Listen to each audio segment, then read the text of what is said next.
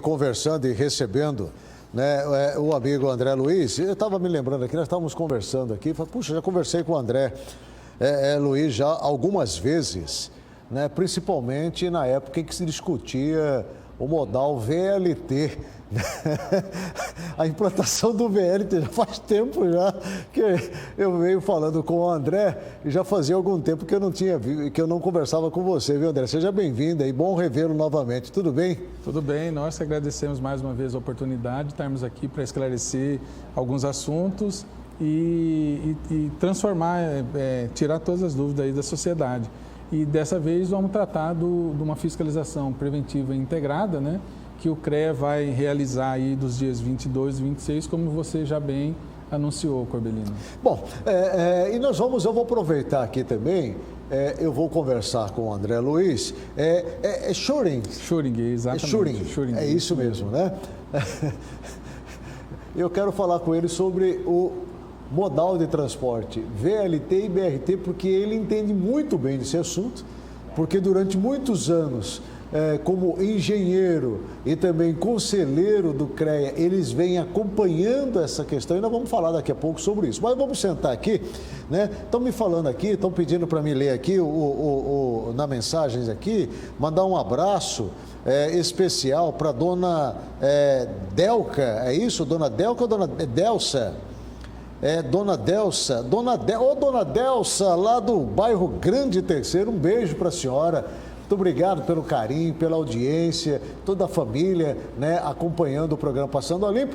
E eu tenho também um espectador ilustre, viu, o Hermes? Eu falo do querido Coronel Jorge Luiz, que já foi um dos grandes comandantes da Polícia Militar aqui do estado de Mato Grosso, que está sintonizado também assistindo o programa Passando a Limpo. Um grande abraço, viu, Coronel Jorge Luiz? Né? Fico muito feliz, satisfeito de saber que o senhor está nos acompanhando. Quero um dia trazer o senhor aqui, né, para nós falarmos sobre segurança. O senhor é uma das maiores autoridades sobre o assunto e vai ser muito bom tê-lo aqui conosco, tá? Muito obrigado aí pelo carinho. André Luiz, obrigado aí, viu, mais uma vez aí por você ter vindo aqui conosco e participar desse bate-papo. Me fala dessa operação intitulada Pente Fino, que vai acontecer aí do dia 22 ao dia 26 de fevereiro aqui em Cuiabá e Várzea Grande, que visa exatamente fiscalizar alguns estabelecimentos comerciais. Eu vou citar aqui postos de combustíveis, comércio de defensivos, indústrias, viveiros, né, obras civis e vários outros setores. Por que dessa operação agora? Sim, todo o conselho ele tem a função de fiscalizar o exercício profissional. Certo. O que significa essa fiscalização do exercício profissional? É identificar se tem um profissional legalmente habilitado no exercício da atividade técnica. Certo. Então, nós queremos saber se na obra civil, se tem um profissional da engenharia responsável pela execução. Alguém que assina e assume a responsabilidade do que está sendo executado. Exatamente. Por quê? Porque, infelizmente, nós estamos em 2021, né? Numa época do ápice da tecnologia, ainda pessoas em exercício ilegal da profissão, sem habilitação, né? Sem essa forma que preserva a sociedade e que garante para a sociedade que aquele trabalho vai ser bem feito. Então, como nós somos multidisciplinares, o CREA ele atende a mais ou menos 330 carreiras dentro da tecnologia, né? A gente imagina que são algumas que conseguem contar nas duas mãos as profissões da engenharia, né? Mas não, nós temos muitas outras. Por exemplo, meteorologia. Então, para dar o anúncio do se vai chover ou se não vai chover, tem um profissional da área da tecnologia, que é um meteorologista, que registra e que coloca lá a sua responsabilidade na feitura daquela ação ou na leitura daqueles dados, e esse faz parte também do nosso sistema. E aí a gente tem todas as engenharias e também a tecnologia que a gente fiscaliza também, né? E interessante ressaltar, Corbelino, que nós não vamos fiscalizar o que o profissional exercita. Nós vamos fiscalizar o exercício profissional. Se ele está habilitado documentalmente ao exercício da profissão. Para exercer Exatamente. A sua função. Isso. Essa operação, ela se desencadeou por conta de denúncias, reclamações, prejuízos por parte de alguém que acaba contratando de repente um profissional e se sente depois enganada por não ter recebido aquilo que pagou, ou seja, pelo serviço prestado? Sim, nós temos algumas situações para essas fiscalizações, né? A primeira situação é que nós normalmente temos uma rotina de fiscalização de todos esses itens, de todas essas, todo esse comércio. Isso já acontece com frequência? Sim, com frequência. Aí o que acontece? Em várias determinadas datas programadas como essa, nós fazemos uma grande operação. O CREA, o Conselho no Estado do Mato Grosso, hoje nós temos 24 inspetorias e criando mais 2 inspetorias. O que significa essas inspetorias? Nós temos extensão em praticamente os 141 municípios do estado. E onde nós, em cada inspetoria dessas, temos um fiscal, 1 ou 2 fiscais. Em alguns casos, nós temos inspetoria, mas não temos fiscalização. Mas o que a gente faz? Traz todos esses fiscais para Cuiabá. Nessa semana, o nosso corpo de fiscalização vai estar integralmente em Cuiabá e Várzea Grande, realizando essa operação. Assim como em outras datas, nas cidades do interior, nós também vamos fazer essas operações para que a gente consiga cumprir a nossa função, que é fiscalizar o exercício profissional, exigir que tenha responsáveis técnicos, um profissional legalmente habilitado. Com isso, nós estamos protegendo a sociedade e mostrando a real necessidade que se tenha de ter um profissional legalmente habilitado para o exercício da função técnica. Qual o número de fiscais que vão atuar nesse momento, nessa operação, nesse período do dia 22 a 26? São 52 fiscais que estarão em Cuiabá e Várzea Grande nesse período, né? Nossa equipe de fiscalização, nós temos fiscais diretamente ligados à fiscalização de rua, né? E temos equipe interna, mas nesse período todos nós vamos estar imbuídos de essa realizar situação que envolve a Covid-19, como é que vocês vão tratar esta questão em especial, uma vez que, ao se deparar, obviamente, com a realidade daquilo que nós estamos vendo hoje, você vai para as obras, por exemplo, você não vê ninguém tomando medidas preventivas para evitar a Covid-19?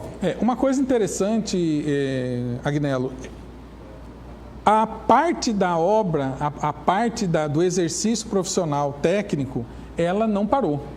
É considerada uma atividade essencial. Sim. Né?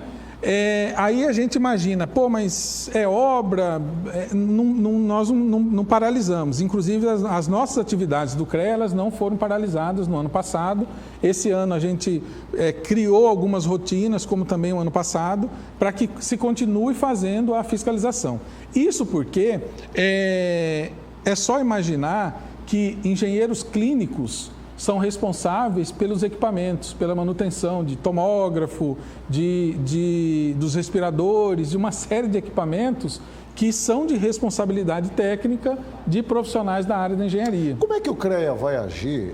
E aí, só para a gente entender, você disse que a função dessa fiscalização ela é saber se há um profissional responsável, habilitado documentalmente, tecnicamente, para poder tocar uma determinada obra, seja aonde for, independentemente do tipo do estabelecimento que está sendo construído.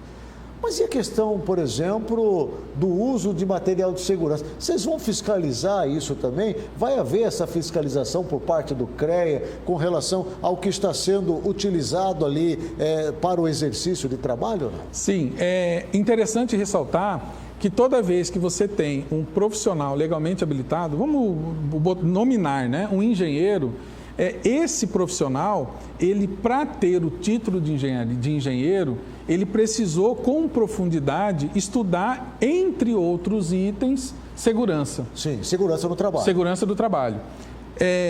em específico, lá quando a gente está na faculdade, a famosa NR18, né? Sim. E aí o que acontece? Que é exigida em toda a obra. Que é exigido em toda a obra, Sim. em toda a atividade. Sem dúvida. Então, por exemplo, lá na agricultura, você tem que ter lá um agrônomo ou um engenheiro florestal que está apto no exercício daquela atividade e ele sabe muito bem a dosagem. Uma emissora de televisão, ela é sim, exigida em ter, obviamente, o NR18 para toda a sua atividade. Para poder funcionar. Então, tem que ter. o que acontece? Se você tem aquela determinada obra com um profissional habilitado, ele sabe quais são os itens de EPI que precisam ser usados, a exigência de se usar aquele EPI.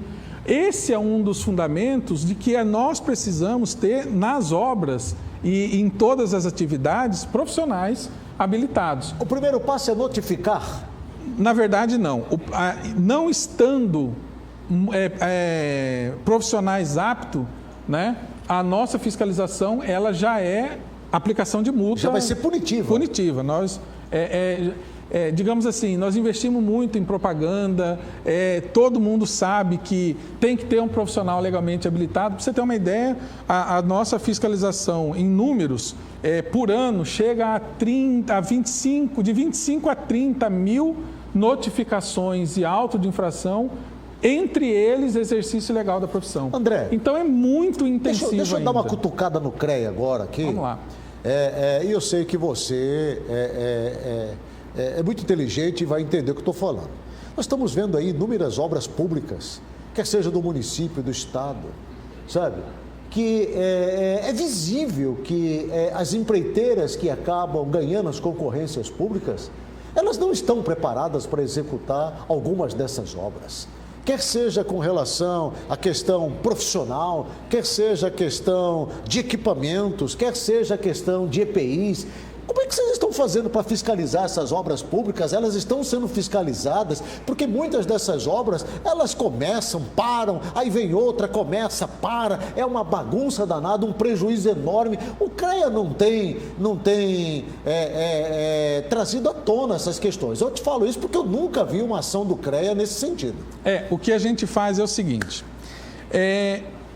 nós temos legislação para praticamente tudo no Brasil. Sim. Tá? Lei é conosco, né? Sim. Tem uma lei específica, a tal da Lei 8666, e que ela foi fundamental para que a engenharia se sobressaísse, tá?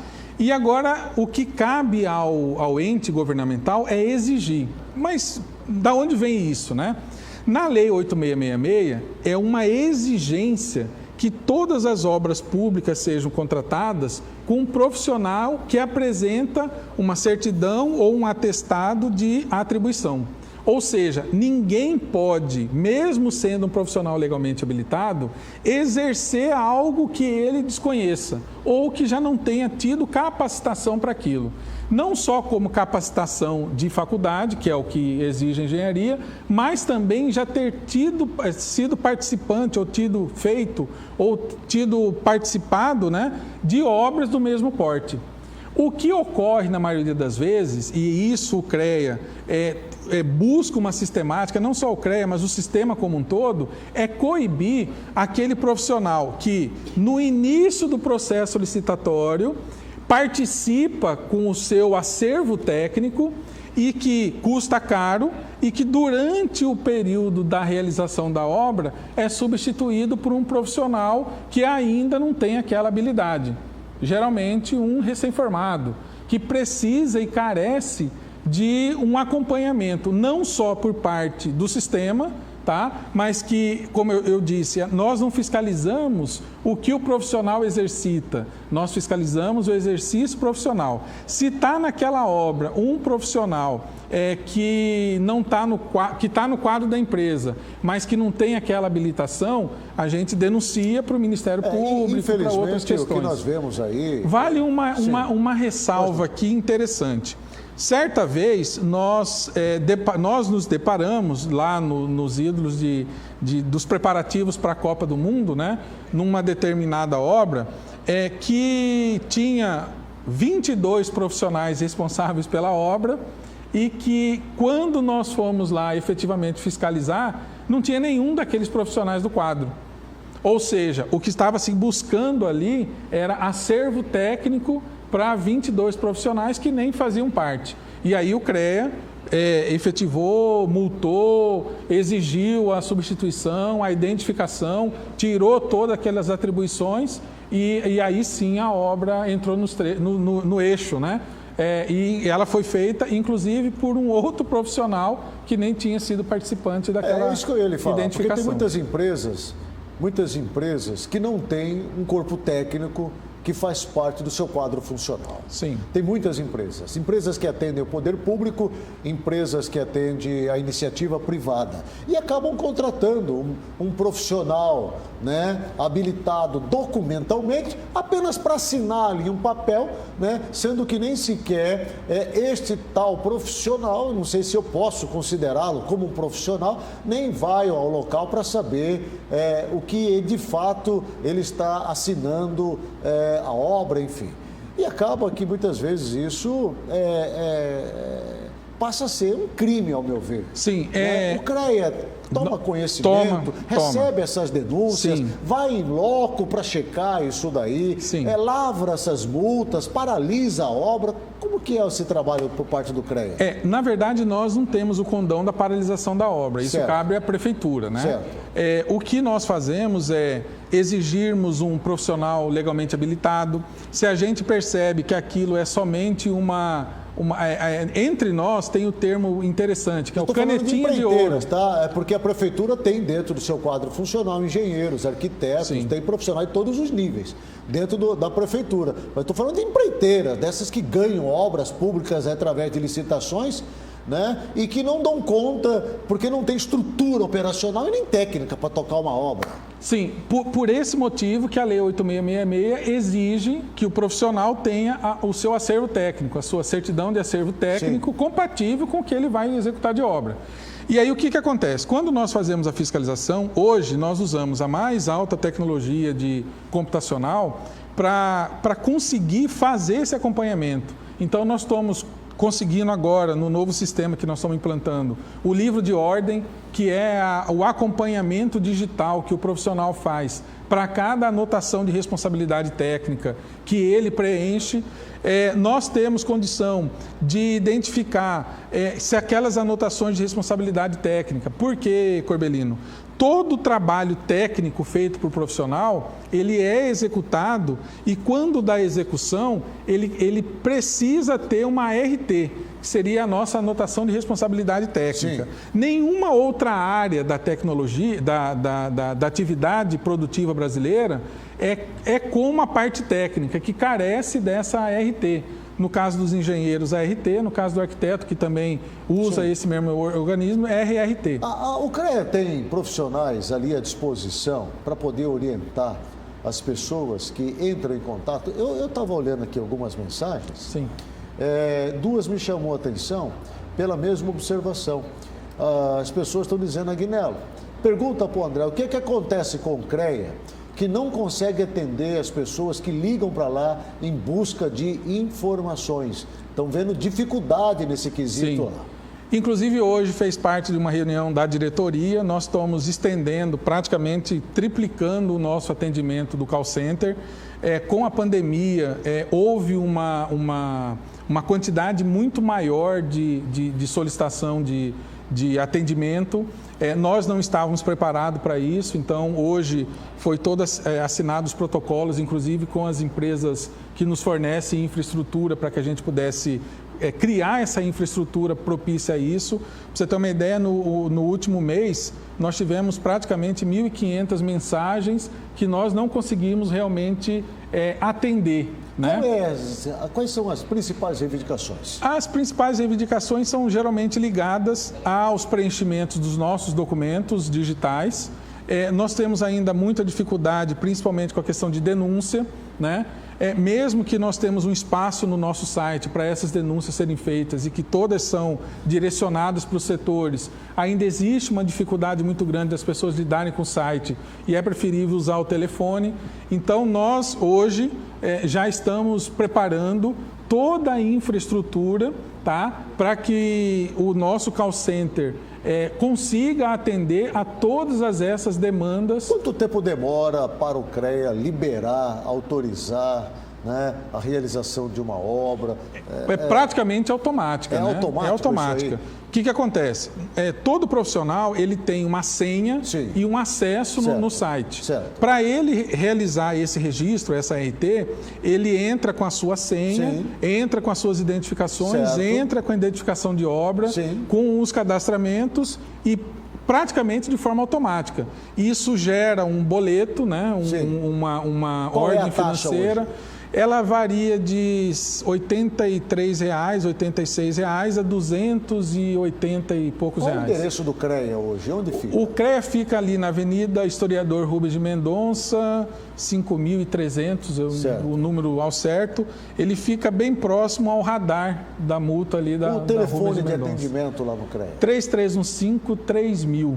3315-3000.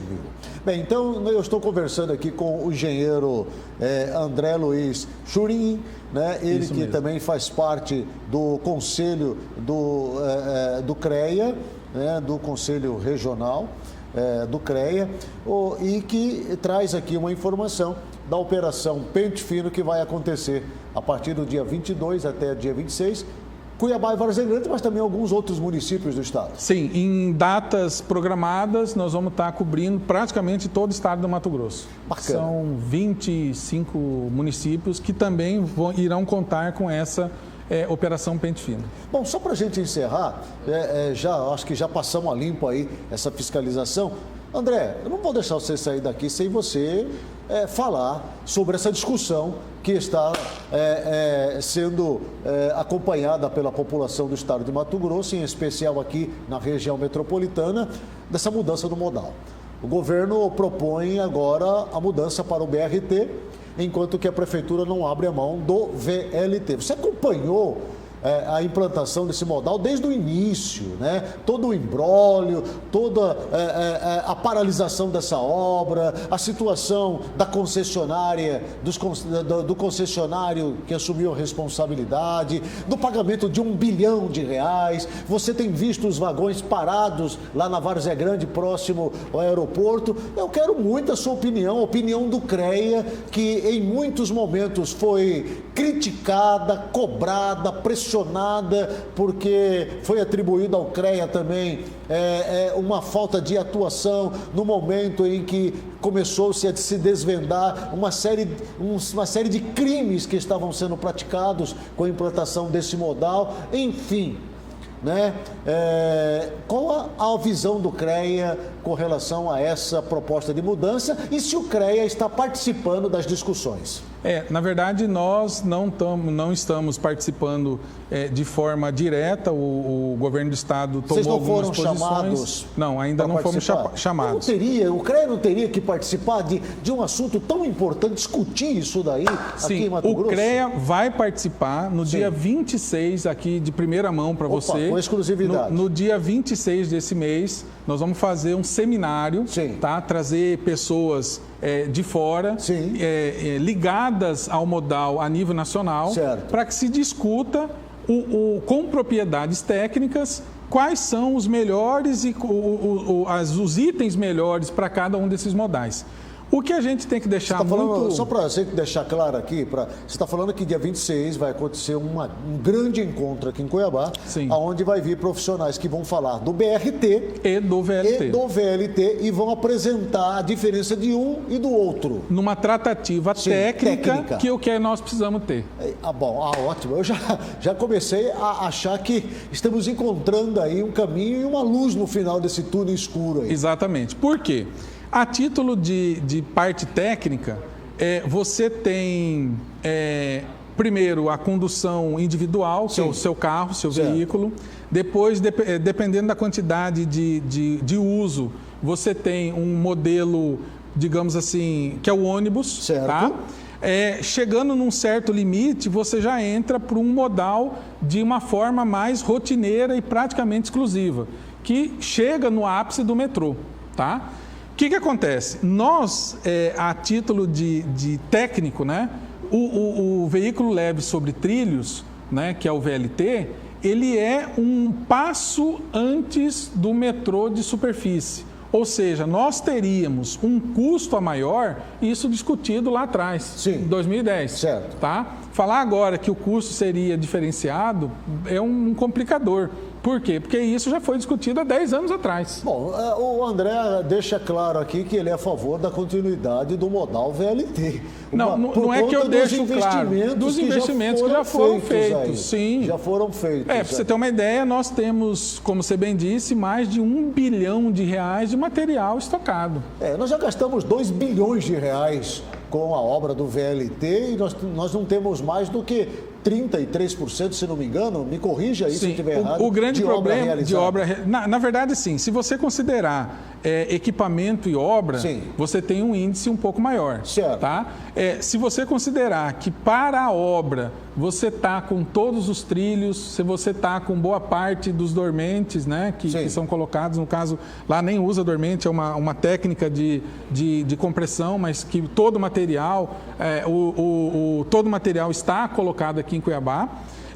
Se você identificar que o custo a maior, que é a aquisição dos equipamentos, já está tudo aqui, o que falta é a implantação dos trilhos, da colocação desse material, que o custo é bem menor. Tá? Agora, a questão principal é a qualidade do transporte que se consegue com o movimento. VLT é melhor do que BRT, André? Então, eu tive a oportunidade de usar o BRT em alguns países do mundo, em outras cidades aqui do Brasil, Rio de Janeiro, né? É impressionante a qualidade do transporte. Sim. Né? BRT. Então, o VLT, o veículo leve sobre trilhos, né? Você tem uma constância maior, um nível de qualidade de transporte inigualável, né? O problema é uma questão técnica, né? Que nós vamos discutir isso no dia 26, sair com um posicionamento técnico trabalhado a várias mãos. O governo vai participar, a Prefeitura de Cuiabá, de Várzea Grande vai participar? A partir de segunda-feira, nós estamos fazendo o convite para todos os órgãos e entidades e entes que estão envolvidos em toda essa sistemática, né? Para que isso seja difundido de uma forma mais ampla. Eu espero que o CREA e toda a equipe que está por trás não se frustre com a ausência de personagens importantes para discutir essa problemática da mudança do modal aqui na capital. Nós estamos, digamos assim, Corbelino, disponibilizando tecnologia para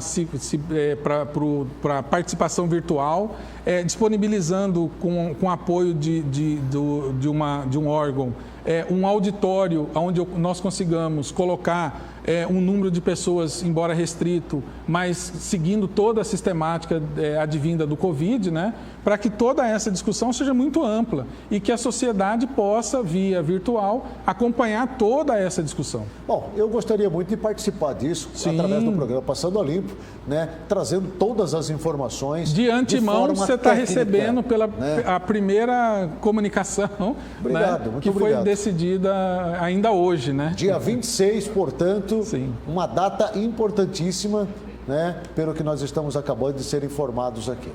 André Luiz, muito obrigado, aí, prazer em vê-lo, né? André, você que está nos assistindo de algum lugar do estado de Mato Grosso, é uma das grandes autoridades hoje na engenharia civil aqui do estado de Mato Grosso, né? É um dos profissionais assim, de altíssimo nível que Mato Grosso tem, lotado hoje no Conselho Regional de Engenharia e Arquitetura. Então, é uma autoridade que precisa ser respeitada e ouvida também. Um abraço, viu, André? Obrigado. Nós que agradecemos. Obrigado. Tá? Eu vou para o intervalo comercial, volto na sequência.